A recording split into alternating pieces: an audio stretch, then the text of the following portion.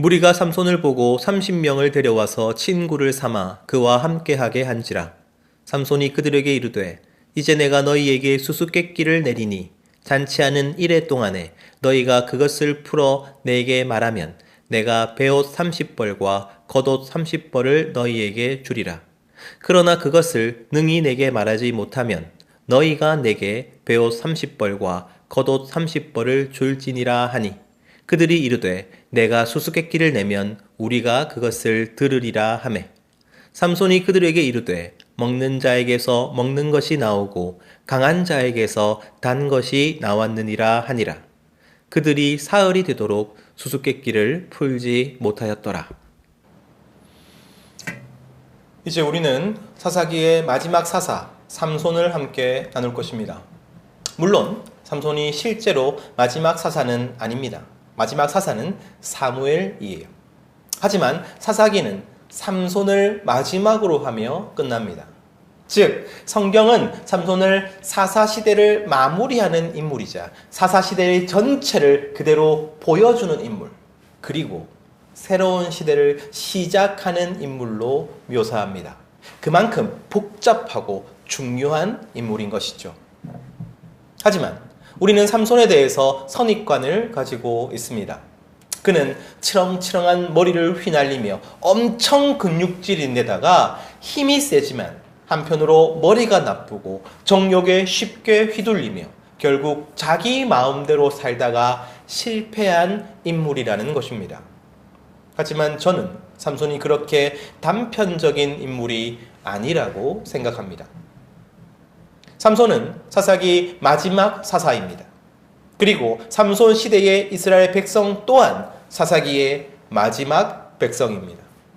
사사기의 흐름은 이스라엘 백성들이 점점 타락하고 실패해 간다는 것이었죠. 그리고 사사 또한 결국 그 백성들을 닮아가게 된다는 것이었습니다.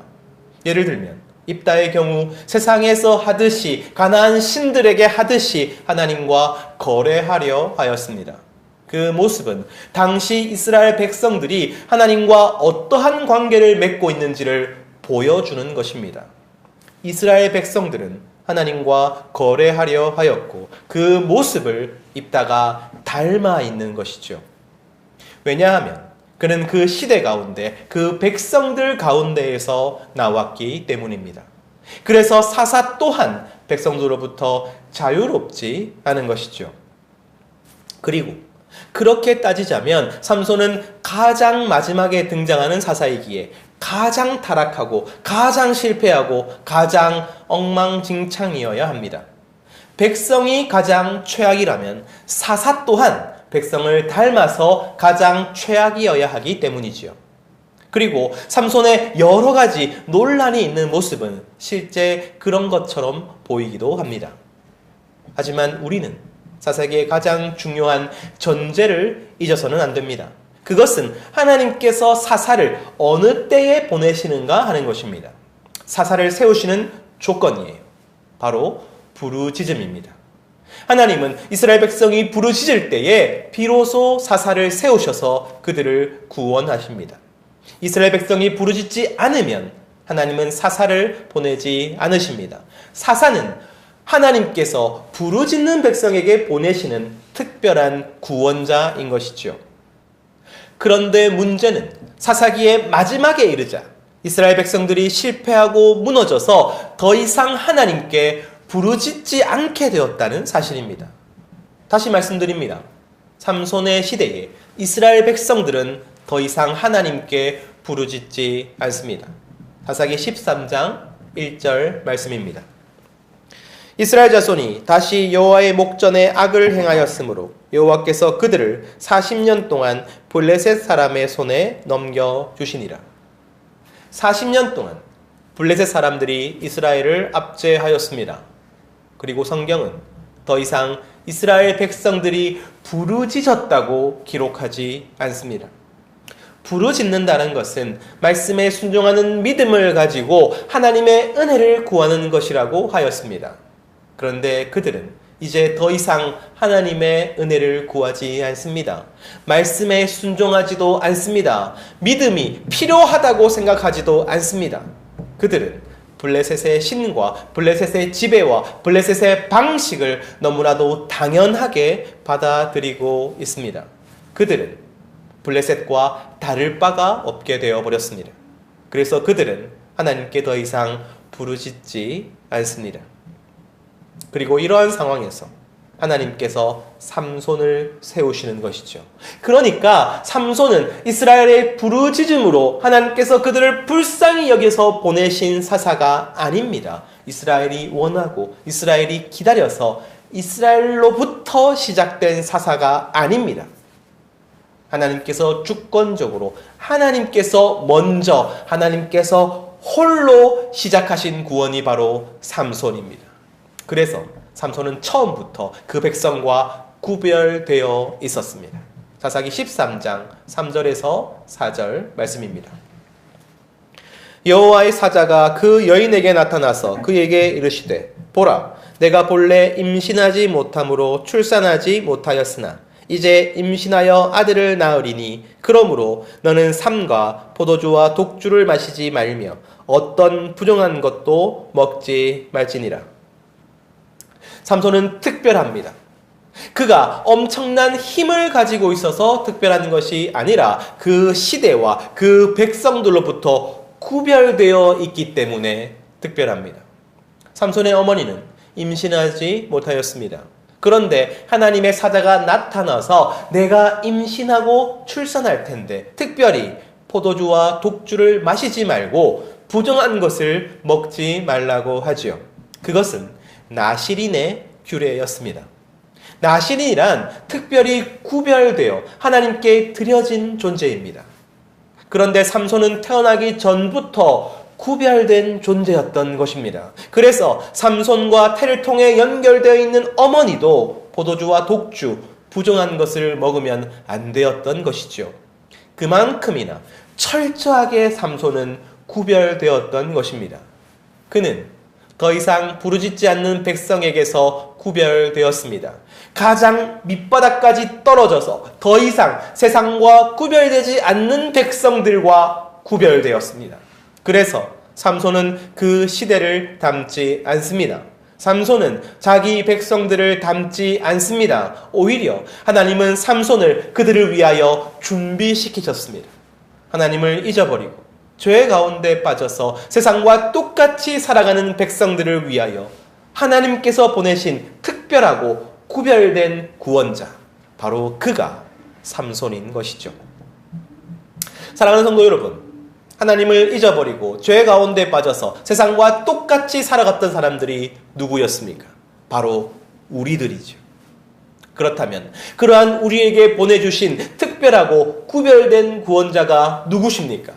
바로 예수 그리스도이십니다. 저는 삼손이 예수님을 강력하게 예표하고 있다고 믿습니다. 이 주제에 대해서는 다음 설교에서 더 자세하게 다루게 될 것입니다. 오늘 설교에서 제가 강조하고 싶은 것은 삼손이 마냥 어리석고 정욕에 약하고 자기 마음대로 사는 사람이 아니라는 사실입니다. 그는 아무도 하나님을 사랑하지 않고 아무도 하나님을 두려워하지 않으며 모두가 하나님의 말씀을 무시하고 살아가는 세상 가운데서 하나님의 사람으로 살아가야만 했습니다. 그의 소명은 자신들이 구원을 받아야 하는지도 모르는 사람들을 구원하는 것이었습니다. 자신들이 죄인인지도 모르는 사람들을 구원하는 것이었습니다. 여러분, 이것이 얼마나 어려운 일인지요. 지금 우리가 이 시대를 살아가며 가지는 문제도 동일합니다. 우리는 대다수가 하나님을 사랑하지 않고 하나님을 두려워하지 않으며 하나님의 말씀에 순종하기는커녕 그분을 인정하지 않고 살아가는 세상 가운데에서 살아가고 있습니다. 그 가운데에서 우리는 자신들이 구원을 받아야 하는지도 모르는 사람들을 구원해야 하는 소명을 받았습니다. 자신들이 죄인인지도 모르는 사람들을 구원해야 하는 소명을 받았습니다. 다시 말해, 우리 또한 삼손과 동일한 소명을 받은 것이죠. 그렇다면 우리는 어떻게 해야 하는 것일까요? 저는 삼손이 그것을 우리에게 보여준다고 생각합니다. 사사기 13장 24절에서 25절 말씀입니다. 그 여인이 아들을 낳음에 그의 이름을 삼손이라 하니라. 그 아이가 자라매 여호와께서 그에게 복을 주시더니 소라와 에스다올 사이 마하네단에서 여호와의 영이 그를 움직이기 시작하셨더라. 하나님께서 복을 주시고 하나님께서 그를 움직이십니다. 이제 그가 하는 행동은 하나님의 영이 이끄신 결과입니다. 그리고 다시 말씀드립니다. 하나님의 영은 지금 구원이 필요하다고 생각하지 않는 사람들을 구원하시기 위하여 일하시는 것입니다. 그렇다면 하나님께서 삼손을 어떻게 사용하시는지를 함께 살펴보면 지금 우리가 어떻게 살아야 하는지를 알 수 있게 되겠지요. 사사기 14장 1절에서 2절 말씀입니다. 삼손이 딥나에 내려가서 거기서 블레셋 사람의 딸들 중에서 한 여자를 보고 올라와서 자기 부모에게 말하여 이르되 내가 딥나에서 블레셋 사람의 딸들 중에서 한 여자를 보았사오니 이제 그를 맞이하여 내 아내로 삼게 하소서 하매. 지금까지 사사들은 이스라엘을 이끌었습니다. 지혜와 계략을 사용하였습니다. 용기 있게 나서서 대적들과 싸우고 마침내 승리하였습니다. 그리하여 이스라엘을 구원하였습니다. 그런데 삼손이 지금 무엇을 하고 있습니까? 길을 가다가 본 블레셋 여인이 예뻐서 그와 결혼하겠다고 하는 것이죠. 여러분, 일제시대에 안중근 의사가 이토 히로부미를 암살하러 가는 길에 일본 여인이 너무 예뻐서 그에게 청혼하느라 암살에 실패했다면 여러분 얼마나 황당한 일이겠습니까? 그만큼이나 삼손이 경솔하고 정욕에 사로잡힌 사람처럼 보이는 것이죠. 하지만 기억하십시오. 이 행동은 자신들에게 구원이 필요하다고 생각하지 않는 사람들을 구원하려는 목적입니다. 사사기 14장 4절 말씀입니다. 그때에 블레셋 사람이 이스라엘을 다스린 까닭에 삼손이 틈을 타서 블레셋 사람을 치려 함이었으나 그의 부모는 이 일이 여호와께로부터 나온 것인 줄을 알지 못하였더라. 여러분, 블레셋 여인과 결혼하는 것은 하나님께서 의도하신 일이었습니다. 삼손은 하나님의 뜻을 충실히 따라서 블레셋 사람들을 칠 틈을 만들고자 했던 것입니다. 그런데 성경이 굳이 덧붙이는 말씀이 있죠. 삼손이 그의 부모에게 자신의 행동의 목적을 알리지 않았다는 것입니다. 그는 부모에게 비밀을 지킵니다. 삼손은 부모에게 수수께끼가 되었습니다. 그 이후 삼손이 블레셋 여인의 집으로 갈 때에 젊은 사자와 마주칩니다. 젊은 사자란 가장 힘이 센 사자를 말합니다. 그런데 삼손에게 하나님의 영이 임하고 그는 사자를 염소 새끼를 찢는 것 같이 찢었습니다. 얼마나 놀라운 일입니까? 그런데 성경은 또 굳이 이렇게 기록합니다. 그 행한 일을 부모에게도 고하지 아니하였다. 그는 다시 수수께끼가 된 것입니다. 이후에 삼손이 다시 그 길을 가는데 자기가 죽인 사자의 시체를 보니 사자의 몸에 꿀이 있습니다. 여러분, 시체에는 구더기와 곰팡이가 슬지 꿀이 생기지 않습니다. 있을 수 없는 일이 일어난 것입니다. 삼손은 그 꿀을 자신이 먹고 또 부모님에게도 드려서 드시게 하였습니다. 그런데 성경은 또 굳이 이렇게 기록합니다. 그 꿀을 사자의 몸에서 취하였다고 부모에게 말하지는 않았다. 그는 또다시 수수께끼가 되었습니다. 그리고 삼손은 자신의 결혼 피로연을 열지요. 그때 30명의 블레셋 친구들과 내기를 합니다. 물론 이들과 진짜 친구는 아니지요. 민족과의 경쟁심과 피지배 민족인 삼손을 얕잡아보는 마음도 있었을 것입니다. 몇몇 학자는 이 30명이 친구가 아니라 삼손을 감시하는 역할이었다고 주장하기도 합니다. 어쨌든 삼손은 잔치에서 그들에게 수수께끼를 냅니다. 무려 30벌의 베옷과 겉옷이 달려있는 수수께끼였습니다. 사사기 14장 14절 말씀입니다.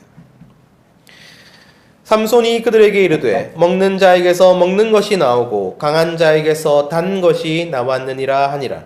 그들이 사흘이 되도록 수수께끼를 풀지 못하였더라. 이 수수께끼의 답은 바로 삼손 자신이 찢어 죽인 사자의 죽음에 생긴 꿀이죠. 그런데 이 일을 누가 알겠습니까? 삼손 외에는 도저히 알 수 없는 수수께끼이지요. 삼손이 말해주지 않으면 누구도 알 수 없는 수수께끼입니다. 삼손은 블레셋 사람에게 수수께끼가 되었습니다. 그러자 블레셋 청년들은 삼손의 아내를 겁박하기 시작합니다. 수수께끼의 답을 알려주지 않으면 여인과 그의 아버지 집을 모두 불사르겠다고 협박하지요. 여인은 삼손에게 답을 알려달라고 조르기 시작합니다. 당신은 나를 사랑하지 않아요. 당신이 답을 알려주지 않으면 나를 미워하는 것이에요 라고 말하며 계속 웁니다. 여러분, 삼손은 이미 이 여인과 결혼한 상황입니다. 이제 이 여인은 자신의 아내입니다. 남편은 아내를 사랑해야 하는 것이지요. 남편은 아내에게 비밀이 있으면 안 되는 것이지요. 그깟 수수께끼가 뭐라고, 그깟 내기가 뭐라고, 사랑하는 아내가 울고 있는데 못 가르쳐 주는 것이 이상한 일이지요. 그런데 삼손은 일주일이나 버팁니다. 그는 아내에게도 수수께끼가 되었습니다. 여러분, 삼손의 삶은 수수께끼의 연속이었습니다. 그리고 사랑하는 성도 여러분, 삼손의 전쟁은 때리고 죽이는 것에 있는 것이 아니라 수수께끼에 있었습니다. 수수께끼가 되는가, 수수께끼가 되지 못하는가에 있었습니다. 시간이 흘러 삼손은 진짜 실패하게 됩니다. 머리가 다 밀리고 힘이 없어지고 블레셋에게 잡히게 되지요. 바로 들릴라 때입니다. 그렇다면 왜 들릴라 때 그가 실패하게 되는 것입니까? 사사가 이방인 여인과 함께 해서입니까? 정욕에 눈이 멀어서 자신이 하고 싶은 대로 했기 때문입니까? 삼손은 그 이전에도 블레셋 여인에게 청혼하였고 블레셋 기생에게 들어갔습니다. 하지만 그때에도 하나님은 삼손과 함께 하셨습니다. 삼손을 인도해 주셨고 삼손을 지켜주셨고 삼손에게 힘을 주셨습니다. 그런데 들릴라 때는 무엇이 달라진 것일까요? 단 한 가지입니다. 삼손은 들릴라에게 자신의 수수께끼를 알려주었습니다. 가장 중요한 수수께끼, 삼손 자신의 힘의 근원이 무엇인지를 알려주고 말았습니다. 삼손은 그 즉시 파멸합니다. 삼손의 싸움은 오직 이것입니다. 계속 수수께끼가 되는가, 수수께끼가 되지 못하는가. 다시 말씀드립니다. 삼손의 싸움은 블레셋을 때려 부수고 군사적으로, 정치적으로 승리를 거두는 싸움이 아니었습니다. 삼손은 힘으로, 계략으로, 전술로 싸우는 사사가 아니었습니다. 그의 싸움은 수수께끼에 달려있는 싸움이었습니다. 삼손의 삶은 수수께끼를 내는 삶이었고 수수께끼가 되는 삶이었습니다. 왜냐하면 이 세상은 오직 자신이 이해하지 못하는 수수께끼 앞에서만 멈추어 서기 때문입니다. 그의 소명은 구원이 필요하지 않다고 생각하는 사람들을 구원하는 일이었지요. 그들은 오직 자신의 상식으로는 설명되지 않는 선택, 자신은 도저히 따라할 수 없는 선택, 자신이 이해할 수 없는 삶 앞에서만 멈추어 섭니다. 바로 수수께끼 같은 삶이죠. 신약은 그 수수께끼를 이렇게 표현하고 있습니다. 마태복음 5장 38절에서 44절 말씀입니다. 또 눈은 눈으로 이는 이로 갚으라 하였다는 것을 너희가 들었으나 나는 너희에게 이르노니 악한 자를 대적하지 말라. 누구든지 내 오른편 뺨을 치거든 왼편도 돌려대며 또 너를 고발하여 속옷을 가지고자 하는 자에게 겉옷까지도 가지게 하며 또 누구든지 너로 억지로 오리를 가게 하거든 그 사람과 십리를 동행하고 내게 구하는 자에게 주며 내게 꾸고자 하는 자에게 거절하지 말라. 또 내 이웃을 사랑하고 내 원수를 미워하라 하였다는 것을 너희가 들었으나 나는 너희에게 이르노니 너희 원수를 사랑하며 너희를 받게 하는 자를 위하여 기도하라. 성도는 세상보다 더 큰 부, 세상보다 더 큰 능력, 세상보다 더 큰 무엇인가로 자신의 소명을 이루어내지 않습니다. 자신이 죄인인지도 모르는 사람들은 자신의 상식으로는 말이 안 되는 사람, 말이 안 되는 희생, 말이 안 되는 나눔, 말이 안 되는 용서, 말이 안 되는 수수께끼 같은 삶 앞에서만 어떻게 자신이 구원을 얻을 수 있을지를 질문하게 될 것이기 때문입니다. 바울은 2차 전도 여행 중에 빌립보에 도착합니다. 빌립보는 유대인이 없는 도시, 즉 하나님을 전혀 모르는 도시였습니다. 거기서 바울은 귀신 들려 점치는 여종을 치유해 주었고 그 일로 감옥에 갇히게 되었죠.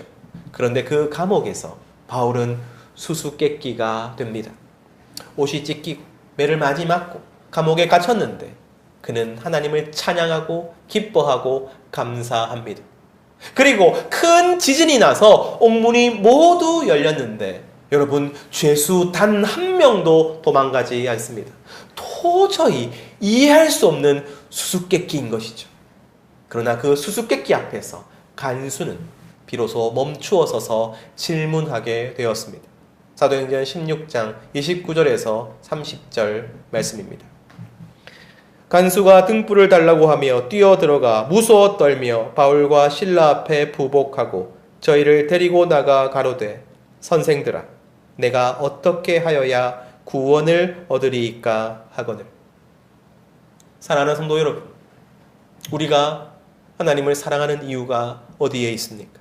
신이 친히 인간이 되신 그 수수께끼 때문이 아닙니까? 창조주가 티끌 같은 인간을 사랑하여 그 사랑하는 독생자를 죽이신 수수께끼 때문이 아닙니까? 우리 머리로 아무리 이해하려 해보아도 하나님이 나를 사랑하신다는 그저 신비이고 그저 은혜인 그 수수께끼 때문이 아닙니까? 오늘날 이 세상이 왜 교회를 이토록 비난합니까? 왜 교회를 이토록 우습게 여깁니까? 왜냐하면 상식적으로 다 이해되기 때문입니다. 교회에서도 성공의 상식이 통하고 처세의 상식이 통하고 편가르기의 상식에서 벗어나지 않기 때문입니다. 세상의 성공과 교회의 성공이 다르지 않기 때문입니다. 하지만 교회는 수수께끼 같은 곳이 되어야 합니다. 마치 삼손같이 교회의 싸움은 오직 여기에 달려있는 것입니다. 세상이 이해할 수 없이 정의롭고 이해할 수 없이 사랑하며 이해할 수 없이 나누는 것. 그래서 세상이 너희 교회는 왜 그렇게 사는가? 왜 그렇게 바보같이 사랑하고 미련하게 소망을 품으며 아무것도 아닌 존재로 사라져가면서도 기뻐하고 기뻐하는가? 여러분, 그 질문을 받을 수 있어야 하는 것입니다. 사랑하는 성도 여러분, 진실로 여러분이 누군가를 변화시키고 싶으시다면, 진실로 내 가정이 변화되는 것을 원한다면, 그리고 형제 자매에 대한 간절한 소원이 있다면, 그리고 사랑하는 누군가가 진실로 하나님의 마음에 합한 사람이 되기를 원한다면, 여러분 그렇다면 그를 위해 할 수 있는 최고의 일이, 아니 유일한 일이 여기에 있습니다. 그에게 수수께끼가 되십시오. 화를 내야 할 때 화를 내지 마십시오. 싸워야 할 때 싸우지 마십시오. 실망해야 할 때 실망하지 마십시오. 웃을 수 없을 때 웃고 용서할 수 없을 때 용서하며 사랑할 수 없을 때에 사랑하십시오. 바로 그것이 수수께끼입니다. 누구든 예상하고 기대하고 생각할 수 있는 그 이상의 것을 해주는 것. 그 이상으로 사랑하고 그 이상으로 인내하고 그 이상으로 용서하는 것, 바로 그것이 성도의 가장 큰 무기입니다. 그리고 세상은 그 무기 앞에서 비로소 무장해제되는 것입니다.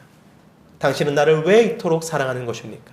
당신은 왜 그렇게 살 수 있는 것입니까? 당신은 왜 내가 이해할 수 없는 수수께끼가 되는 것입니까?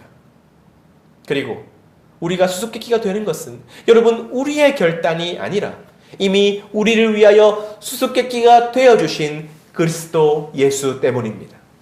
우리는 수수께끼를 만들어내는 사람이 아니라 수수께끼에 사로잡힌 사람입니다. 그러므로 수수께끼이신 예수님처럼 안아주십시오. 손잡아 주십시오. 인내하십시오. 용서하십시오. 사랑하십시오. 수수께끼가 되는 우리 성도들 되기를, 그리고 그 수수께끼의 교회가 되기를 간절히 소원합니다.